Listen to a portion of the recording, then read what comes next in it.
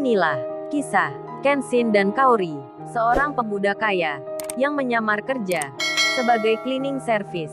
Versi Kaori TV, episode 381. Yudis yang sakit hati melihat Rena foto bersama Kenshin. Yudis pun tak terima. Ia juga jadi buta akan posisinya saat ini, yang dalam pengawasan polisi.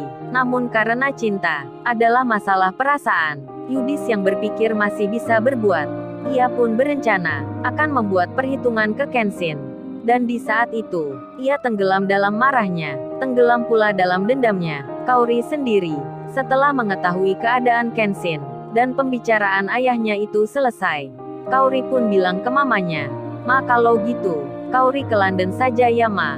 Melihat Kenshin langsung, namun mamanya itu menjawab, "Jangan Kaori, kan tadi mamanya Mas Kenshin bicara sama kamu. Kamu nggak boleh ke sana. Jadi baiknya kamu di rumah saja." Kaori menjawab, "Tapi kan Kaori nggak enak, Ma. Masa nggak menjenguk Kenshin? Hanya bicara lewat video. Sedang Kenshin sakit di sana."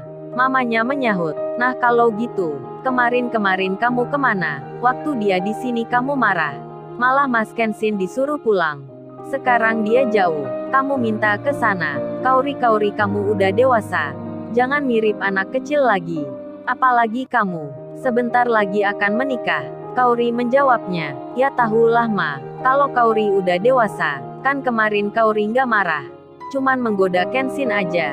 Gimana perasaannya?" Waktu Kaori acuhkan bentar, ternyata dia nggak marah. Mamanya membalasnya, "Ya kalau gitu, kalau kamu sudah tahu Mas Kenshin, kamu di rumah saja, jangan keluar negeri. Entar kalau ada apa-apa sama kamu, malah repot jadinya." Kaori pun mendengar mamanya, dan tak jadi melanjutkan akan rencananya ke sana. Kemudian, satu hari telah berlalu. Kini di hari Jumat, pekerjaan kembali dilakukan. Iwan masih sama, kerja cleaning service di tempatnya yang semula. Iwan pun belum mengetahui kalau Kenshin keluar negeri, apalagi dalam perawatan karena aksiden kemarin. Dan Iwan yang bekerja saat ini tiba-tiba didatangi Susanti, mantan ceweknya sendiri, yang sekarang kerja kantoran. Susanti itu mendekati, sembari bilang ke Iwan, "Halo Sai, selamat pagi. Kamu rajin sekali ya." Iwan pun terkejut. Susanti memanggilnya sayang, seperti sudah balikan. Dan Iwan yang mendengar itu, ia pun menjawabnya, "Kamu Susanti, kok panggil gua seperti itu? Bukannya kamu sudah punya pacar sendiri? Kita pun sudah lama putus hubungan. Jangan panggil gitu ya, entar nggak enak didengar orang." Susanti menyahutnya, "Halah Sai, emang apa kata orang? Kan aku emang pingin balikan sama kamu." Iwan menjawabnya, "Jangan Susanti, kerjaku cleaning service.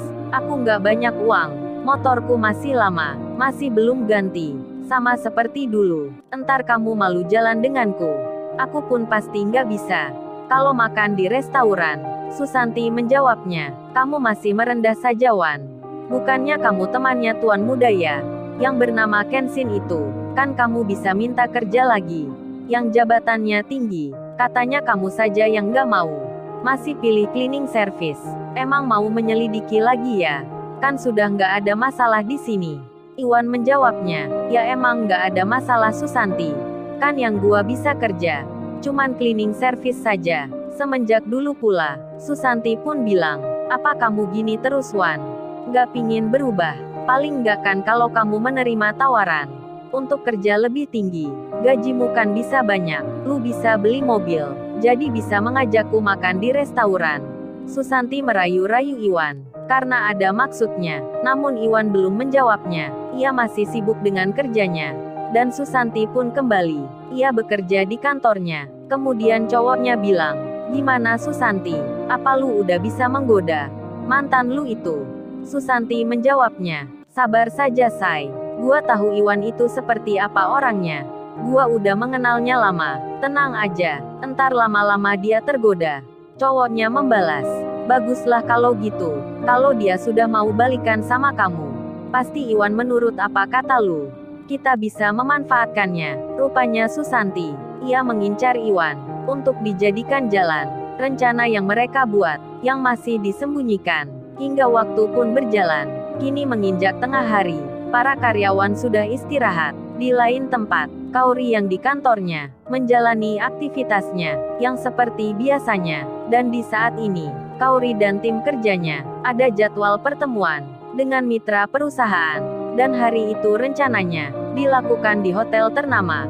Karena klien yang akan ditemui, adalah seorang traveler, pemilik bisnis properti, dan punya hotel bintang 5. Orang itu pun meminta, agar pertemuannya, digelar di salah satu hotelnya. Kaori yang sebelumnya, diundang bersama rekan kerjanya. Mereka pun mengiyakan, apalagi yang akan ditemui, adalah seorang wanita, yang menjadi direkturnya. Kaori pun tak masalah, ia akan hadir ke tempatnya. Dan hari ini, di jam istirahat ini, Kaori dan temannya berangkat. Mereka ke tempat lokasi, ke hotel yang dimaksud itu. Tak berselang kemudian, Kaori dan temannya tiba. Mereka disambut dengan hangat. Direktur wanita itu menyapa, dengan ramah dan senang. Kaori pun sama, ia dan temannya, membalas dengan senyuman. Dan Kaori pun dipersilahkan, menuju ke ruang pertemuan, yang ada di lantai 2. Kaori dan temannya berjalan. Di saat itu tak sengaja, ada yang mengenal Kaori, melihatnya sembunyi-sembunyi. Rupanya tak disangka, tak dikira sebelumnya, tak direncana juga. Yudis Dirgantara, yang baru keluar penjara, ada di sini. Ia di tempat hotel ini. Dan Kaori tak mengetahui. Yudis pun bertanya, ada apa gerangan? Wanita itu ke sini. Dia kan ceweknya cleaning service itu. Yudis yang masih dendam. Ia yang menyimpan marahnya, tak terima akan berita semalam tentang fotonya Rena. Benaknya pun bicara, cleaning service itu memang kurang ajar sekali.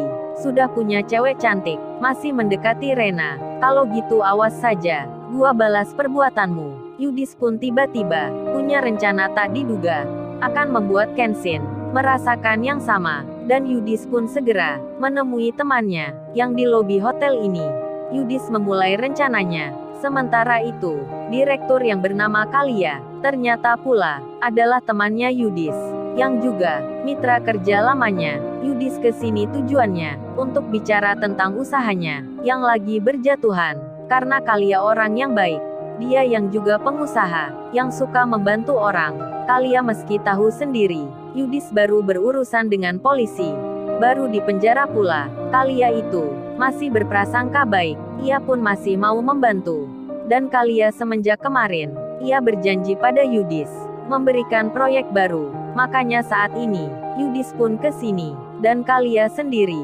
Setelah mengantarkan Kaori ke ruang pertemuan VIP, ia pun keluar sebentar, menuju tempat lobi, untuk menemui orang yang menunggunya. Termasuk pula si Yudis. Kalia saat itu bilang, akan meeting sebentar, dan di saat yang demikian, Yudis pun minta bantuan. Ia bicara pada Kalia. Yudis mengutarakan maksudnya. Setelah mendengar permintaan Yudis, Kalia pun merasa terheran. Jadi merasa aneh sekali. Kok Yudis minta kayak gitu? Padahal sudah punya cewek sendiri.